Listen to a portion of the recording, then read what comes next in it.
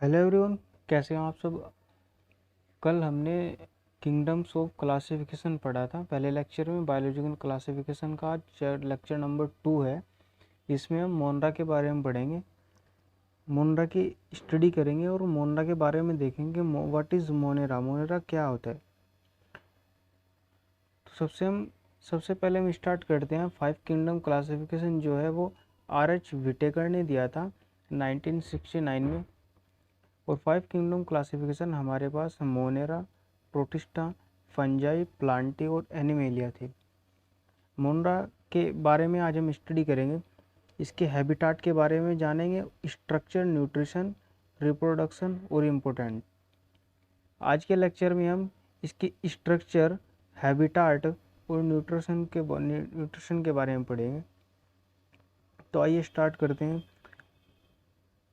सबसे पहले स्ट्रक्चर में हम पढ़ेंगे स्ट्रक्चर किस चीज़ से फॉर्म हुई है, स्ट्रक्चर की शेप क्या है और इसका साइज़ कितना होता है। सेल डिटेल जो है प्रोकैरियोटिक सेल की डिटेल है, ये पढ़ेंगे हम चैप्टर नंबर 8 में, इसमें अभी नहीं पढ़ेंगे। न्यूट्रिशन देखेंगे। न्यूट्रिशन इसमें 2 टाइप का न्यूट्रिशन होता है मोनरा में, ऑटोट्रोफिक न्यूट्रिशन और हेटरोट्रोफिक न्यूट्रिशन। रिप्रोडक्शन की अगर बात करें तो एसेक्सुअल मेन होता है, लेकिन सेक्सुअल रिप्रोडक्शन भी होता है जो स्पोर्ट्स के द्वारा कंप्लीट होता है। तीसरी बात, हम इसकी कुछ डिजीज़ के बारे में जानेंगे। सबसे पहले हम स्टार्ट करते हैं कि मोनेरा किंगडम के बारे में। मोनेरा किंगडम में बैक्टीरिया एक सोइल मेंबर है। मोनेरा का अकेला बैक्टीरिया ही एक ऐसा ऑर्गेनिज्म है जो मोनेरा किंगडम का सोइल मेंबर है। और बैक्टीरिया में हम आर्की बैक्टीरिया और यू बैक्टीरिया के बारे में स्पेशल स्टडी करते हैं। Archie bacteria, classification of bacteria में आर्की बैक्टीरिया पढ़ते हैं और यू बैक्टीरिया में साइनोबैक्टीरिया, माइकोप्लाज्मा और एक्टिनोमाइसीटीज के बारे में देखते हैं। सबसे पहले मोनरा की हैबिटाट क्या होती है, यह कहाँ पाया जाता है। हैबिटाट का मीन्स होता है कहाँ पाया जाता है, तो यह हर जगह पाया जाता है और उसकी सिंपल संरचना होती है। फाउंड इन सॉइल, मिट्टी में, एयर, वाटर, हर जगह, एवरीवेयर पाया जाता है। Some unusually found in desert, deep sea या थर्मल या गट में भी पाया जाता है। इंटेस्टाइन में भी यह पाया जाता है। आर्की बैक्टीरिया जो है वो हार्श कंडीशन यानी कि जो मुश्किल की परिस्थिति थी उस वक्त पाया जाता था। हार्श कंडीशन हम अपने सापेक्ष देखेंगे, ह्यूमन के सापेक्ष या एनिमल के सापेक्ष, कि जिस कंडीशन में एनिमल या कोई भी इंसान ग्रो नहीं कर सकता, उस कंडीशन में आर्की बैक्टीरिया ग्रो कर रहे थे।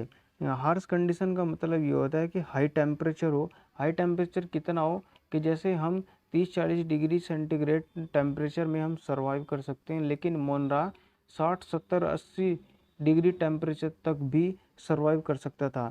एनारोबिक कंडीशन का मतलब है, एन का मतलब नो और एरोबिक का मतलब ऑक्सीजन। जहाँ ऑक्सीजन अब्सेंट होती थी या नहीं होती थी, उस कंडीशन में भी आर्की बैक्टीरिया ग्रो कर सकते थे। इसकी स्ट्रक्चर के बारे में जानेंगे हम। स्ट्रक्चर जो है मोनरा के अंतर्गत जो ऑर्गेनिज्म होते हैं, स्पेशल जो बैक्टीरिया होते हैं, आर्की बैक्टीरिया और यू बैक्टीरिया, उनकी स्टडी, शेप और शेप, साइज और शेप के बारे में जानकारी देखेंगे। इनका जो साइज़ होता है वो 2 से 5 मिलीमीटर तक होता है। 1 मिलीमीटर बराबर 10⁻³ मीटर होता है। और म्यूमीटर, इसको म्यू बोलते हैं, म्यूमीटर बराबर माइक्रोमीटर, इसको म्यूमीटर ही बोल सकते हैं या माइक्रोमीटर। 10⁻⁻6 मीटर होता है और नैनोमीटर का इक्वल टू होता है 10⁻⁹ मीटर। एक एंगस्ट्रोम बराबर 10⁻⁻10 मीटर होता है। तो साइज़ जो है इनका 2 से 5 मिलीमीटर होता है। On the basis of shape 4 type के हो सकते हैं। शेप के आधार पर ये 4 टाइप के हो सकते हैं। पहला स्फेरिकल, स्फेरिकल में कोकस हो सकते हैं, कोकस गोल होते हैं। डिप्लोकोकस, डिप्लो का मतलब 2 और कोकस इनकी जो शेप है, तो 2 कोकस अगर आपस में मिल जाते हैं तो उसको डिप्लोकोकस कहते हैं। और स्ट्रेप्टोकोकस का मतलब है कि एक सीधी रेखित या लीनियर स्थिति में या लीनियर स्टेज में इसकी एक चैन को बन जाना स्ट्रेप्टोकोकस कहते हैं। और स्टेफाइलोकोकस होते हैं एक गुच्छे के टाइप, जैसे ये दिखाई दे रहा है ऐसे एक गुच्छे के टाइप कई सारे कोकस आपस में मिल जाते हैं जिन्हें स्टेफाइलोकोकस कहते हैं। दूसरी जो उसकी शेप है वो बेसिलस टाइप हो सकती है। बेसिलस ये रोड शेप बोलते हैं, बेसिलस को रोड शेप भी बोल सकते हैं। रोड शेप ये इस तरह की होगी जैसे रोड होती है इस तरह की, इसको हम बेसिलस बोलते हैं। इसके बाद आता है हमारा विब्रियो। विब्रियो का मतलब होता है कुछ जैसे कोमा, जैसे ये कोमा होगा ना ऐसे कोमा, ये कोमा शेप में होगा। और इसका एक एग्जाम्पल है विब्रियो कोलेरल, एक फिलामेंट से निकले हुए होते हैं, उसे हम स्पिरुलम कहते हैं। मेनली जो इसकी बैक्टीरिया की शेप होती है वो बेसिलस टाइप होती है, यानी रोड शेप ही होती है। इसके बाद हम मोनरा के न्यूट्रिशन के बारे में बात करेंगे। न्यूट्रिशन किसे कहते हैं? न्यूट्रिशन की डेफिनेशन है mode of obtaining of food, food को ग्रहण करने का जो हमारा मेथड है उसको न्यूट्रिशन कहते हैं। इसमें हम दो टाइप के पढ़ते हैं, पहला ऑटोट्रोफिक न्यूट्रिशन और सेकंड है हमारे पास हेटरोट्रोफिक न्यूट्रिशन। पहला ऑटोट्रोफिक न्यूट्रिशन के बारे में बात करेंगे। ऑटोट्रोफिक न्यूट्रिशन का मतलब है इनऑर्गेनिक फूड को ऑर्गेनिक फूड या इनऑर्गेनिक मटेरियल को ऑर्गेनिक मटेरियल में कन्वर्ट करना। इसका मतलब हुआ इनऑर्गेनिक का मतलब जो कॉम्प्लेक्स फूड हो उसको ऑर्गेनिक यानी सिंपल फूड में कन्वर्ट करना, या CO2 को, जैसे एग्जांपल है CO2 को ग्लूकोज में कन्वर्ट करना, ऑटोट्रोफिक न्यूट्रिशन के अंतर्गत आता है। इसमें हमें ज़रूरत होती है एनर्जी की, दूसरी H+ आयन प्लस इलेक्ट्रॉन की या हाइड्रोजन रिक्वायर्ड होता है। तो आइए देखते हैं कि एनर्जी के बेस पर हम कितने टाइप के होते हैं autotrophic nutrition. Autotrophic nutrition basically 2 type के होते हैं। पहला कीमो ऑटोट्रोफिक, या इसका दूसरा नाम हम जानते हैं कीमोसिंथेटिक न्यूट्रिशन। दूसरा फोटो ऑटोट्रोफिक। कीमो ऑटोट्रोफिक में जो केमिकल्स के द्वारा एनर्जी बनाते हैं और उसके ज़रिए इनऑर्गेनिक फूड को ऑर्गेनिक फूड में कन्वर्ट करते हैं, या कॉम्प्लेक्स फूड को सिंपल फूड में कन्वर्ट करते हैं। एग्जाम्पल है इसका CO2 को ग्लूकोज में कन्वर्ट करते हैं और उसको टेक इन करते हैं। दूसरा हमारे पास है photo autotrophic nutrition. Photo autotrophic nutrition में फोटो से मतलब होता है, फोटो से जो हमारा यहाँ तात्पर्य है वो है फोटोन से, और फोटोन एक लाइट है, तो इसमें हमें सनलाइट की आवश्यकता होती है, जिसमें एक पिगमेंट होता है क्लोरोफिल ए, उसकी प्रेजेंस में ये अपने फूड को सिंथेसाइज करते हैं। और कीमोटोट्रोफ में कोई पिगमेंट की आवश्यकता नहीं होती है, क्योंकि यह डायरेक्टली केमिकल्स के थ्रू एनर्जी या ATP का निर्माण करते हैं और उसके द्वारा CO2 को ग्लूकोज में कन्वर्ट कर सकते हैं। जैसे ये एक बैक्टीरियल सेल है, बैक्टीरियल सेल में कोई इनऑर्गेनिक पदार्थ है और ये कोई ऑर्गेनिक पदार्थ है, जिसको हम A तथा AO के नाम से जानते हैं। जब यह इनऑर्गेनिक फूड ऑर्गेनिक फूड में कन्वर्ट होगा तो एक एनर्जी उत्पन्न होगी, एनर्जी ATP की फॉर्म में रिलीज होगी जो CO2 को ग्लूकोज में कन्वर्ट कर देगी। यह पूरी प्रोसेस बैक्टीरियल सेल के अंदर होती है, जबकि जो CO2 का जो ग्लूकोज में परिवर्तन है वो बैक्टीरियल सेल के आउटसाइड होता है। बैक्टीरियल सेल के आउटसाइड होता है। Oxidation of inorganic compound, inorganic compound का ऑक्सीडेशन होता है जिससे एनर्जी फॉर्म होती है ATP, और इस एनर्जी को हम ATP का नाम देते हैं। ATP क्या करती है? फूड बनाती है। कैसे? CO2 को ग्लूकोज में कन्वर्ट कर देगी जिससे फूड का निर्माण होगा। इसका एक एग्जाम्पल ये है, जैसे NH4 का ऑक्सीडेशन होकर NO2- बनता है। एग्जाम्पल है नाइट्रोसोमोनास और नाइट्रोकोकस। दूसरा एग्जाम्पल NO2 माइनस को NO3 में कन्वर्ट करते हैं, तो इसका एग्जाम्पल है नाइट्रोबैक्टर और नाइट्रोसिस्टिस। केमोटोट्रोफिक न्यूट्रिशन जो है वो ओनली मोनेरा में ही पाई जाती हैं। केमिकल्स के थ्रू या एनर्जी बनाकर ATP के फॉर्म में एनर्जी को CO2 से ग्लूकोज में कन्वर्ट करने की जो विधि है या जो मेथड है, यह कीमोटोट्रोफिक न्यूट्रिशन है। ये ओनली किंगडम मोनेरा में ही पाया जाता है। दूसरा हम बात करेंगे सनलाइट के थ्रू जो ऑर्गेनिज्म अपना फूड बनाते हैं उन्हें हम फोटोऑटोट्रोफिक के नाम से जानते हैं। इसमें हम बेसिक ऑफ हाइड्रोजन को सोर्स के बेस पर क्लासिफाई करते हैं। दो टाइप के हो सकते हैं, ऑक्सीजेनिक, दूसरा एनऑक्सीजेनिक।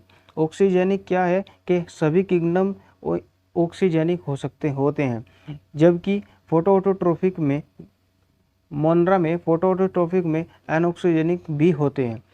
ऑक्सीजेनिक की प्रक्रिया जो है वो 2 स्टेप में कंप्लीट होती है।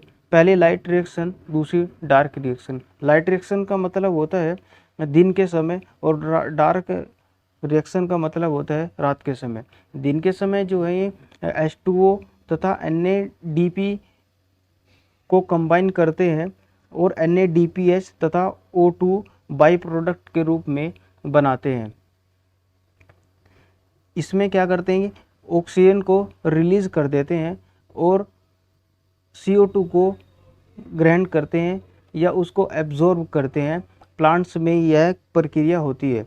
रात के समय में डार्क रिएक्शन में क्या करते हैं, CO2 प्लस NADPH को, जो इनके पास CO2 उपस्थित होती है स्टोरेज के फॉर्म में, उसको NADPH के साथ में मिक्सअप करके ग्लूकोज यानी अपने फूड का निर्माण करते हैं और उसको टेक इन करते हैं। H2O में क्या करते हैं, H2O को ब्रेक करते हैं और H2O को ब्रेक करने पर O2 प्रोडक्ट की फॉर्म में बन जाता है, जिसको यह रिलीज कर देते हैं, जिसको यह एटमॉस्फेयर में रिलीज कर देते हैं।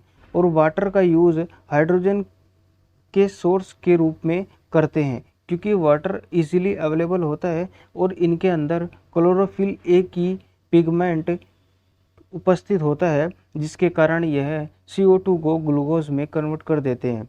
By product O2 plus chlorophyll A compulsory होता है। पहला एग्जाम्पल है साइनोबैक्टीरिया। साइनोबैक्टीरिया में नोस्टॉक है, एनाबीना, ओसिलेटोरिया, स्पाइरुलिना और मोनरा में ओनली साइनोबैक्टीरिया होता है। प्रोटिस्टा में डायटम, डाइफ्लैजिलेट्स, यूग्लिनोइड्स और complete plant kingdom. Plant kingdom तो फोटोसिंथेसिस करते ही हैं, तो प्लांट किंगडम तो टोटल ही फोटोसिंथेसिस करते हैं, लेकिन कुछ बैक्टीरिया हैं मोनरा के अंतर्गत आते हैं, जिनका नाम है जो साइनोबैक्टीरिया हैं या ब्लू ग्रीन एल्गी है, नोस्टॉक, एनाबिना, ओसिलेटोरिया, स्पाइरुलिना। और मोनरा के अंदर में ये सब आते हैं।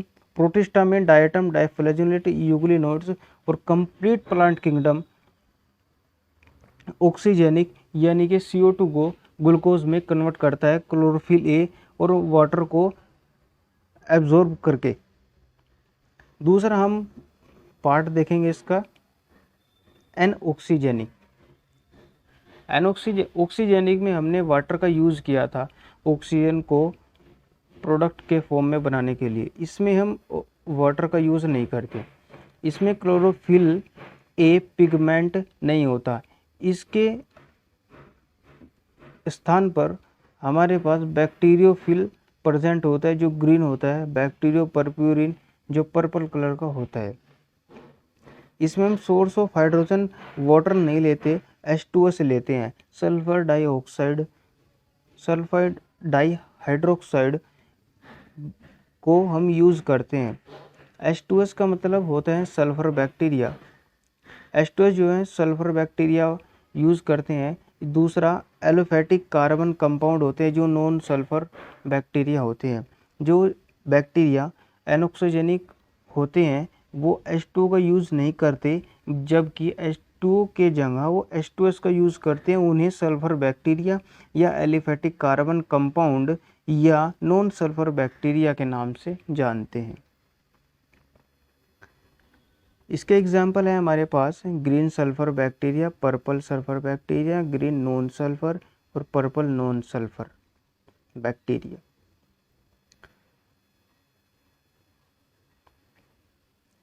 एनऑक्सीजेनिक में हाइड्रोजन के सोर्स के लिए हम वाटर का नहीं बल्कि ऑक्सीजन प्रोडक्ट नहीं बनाते, इसमें हम यूज़ करते हैं H2S का बाई प्रोडक्ट, ऑक्सीजन की जगह सल्फर बनाते हैं, इसीलिए इनको हम सल्फर बैक्टीरिया के नाम से जानते हैं।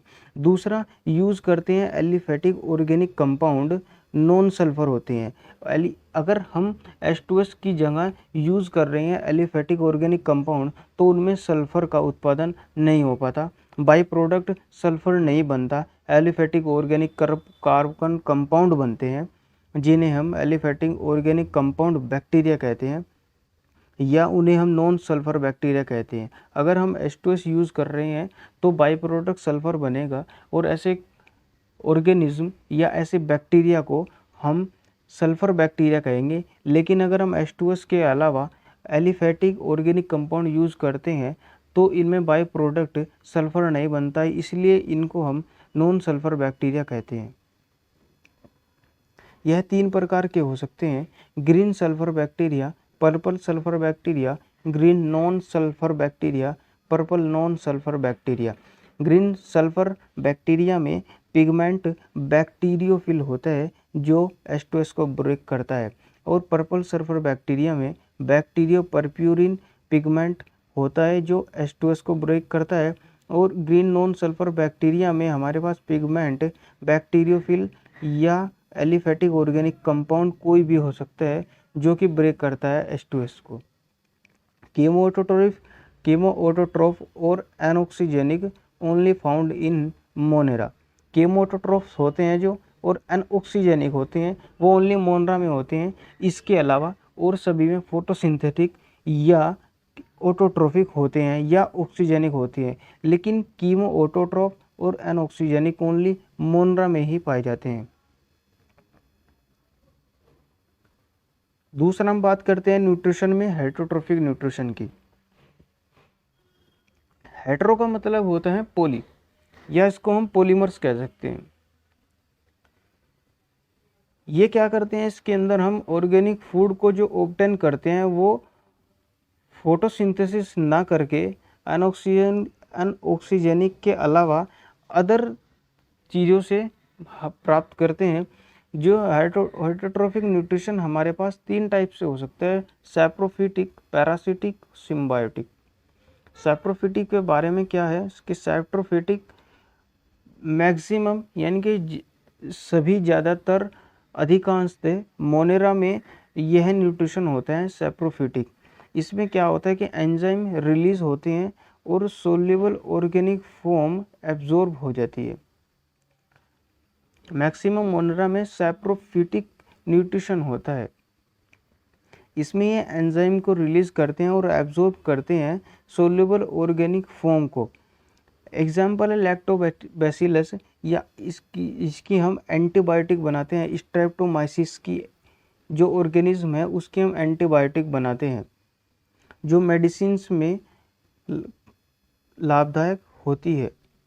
इसमें हम क्या करते हैं कि कोई कॉम्प्लेक्स ऑर्गेनिक फूड है जैसे स्टार्च या सेल्यूलोज, इसको हम सिंपल ऑर्गेनिक फूड में कन्वर्ट कर देते हैं जैसे ग्लूकोज में, एंजाइम की कोई किसी एक पर्टिकुलर एंजाइम के द्वारा। दूसरा पार्ट जो है हमारे पास वो पैरासिटिक है। पैरासाइट जो होते हैं वो प्लांट और एनिमल्स पर निर्भर होते हैं, जिसे हम हिंदी में परजीवी कहते हैं।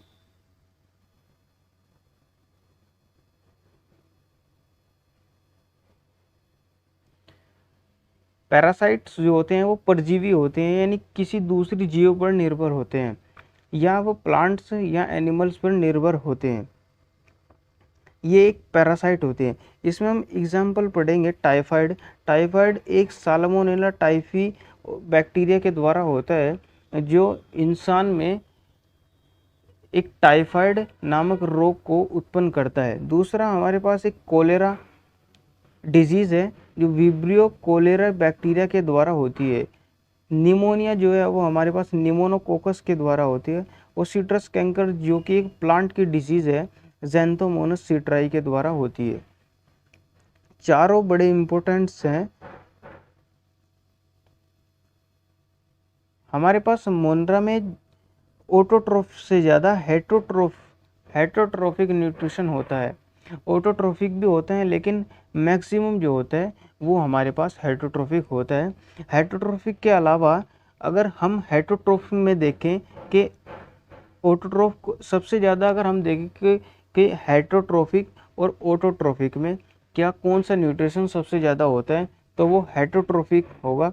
और अगर हेटरोट्रोफिक में पूछा जाए कि सबसे ज़्यादा कौन सा होता है, सैप्रोफिटिक होता है, पैरासाइट होता है या सिम्बायोटिक होता है, तो वो हमारे पास सैप्रोफिटिक होता है। क्वेश्चन है मैक्सिमम न्यूट्रिशन कौन सा होता है, हेटरोट्रोफिक या सैप्रोफिटिक? अगर ऑप्शन है हेटरोट्रोफिक, ऑक्सीजेनिक, सैप्रोफिटिक और एनऑक्सीजेनिक, तो हमारे पास हेटरोट्रोफिक आंसर होगा। और अगर हमारे पास ये आंसर है तो हमारे पास सिम्बायोट सैप्रोफिटिक न्यूट्रिशन सबसे ज़्यादा होगा। नेक्स्ट लेक्चर में हम रिप्रोडक्शन इन मोनरा पढ़ेंगे। रिप्रोडक्शन दो टाइप का पढ़ेंगे, एसेक्सुअल और सेक्सुअल। सेक्सुअल एसेक्सुअल जो है इनमें बाइनरी फिजन या फ्यूजन के द्वारा होता है जो फेवरेबल कंडीशन में होता है, और स्पोर एंडोस्पोर के द्वारा होता है जब अनफेवरेबल कंडीशन होती है। फेवरेबल क्या है और अनफेवरेबल क्या है कल के लेक्चर में हम जानेंगे, तो देखते रहिए। और नोट्स के लिए आप वीडियो को पूरा देखिए।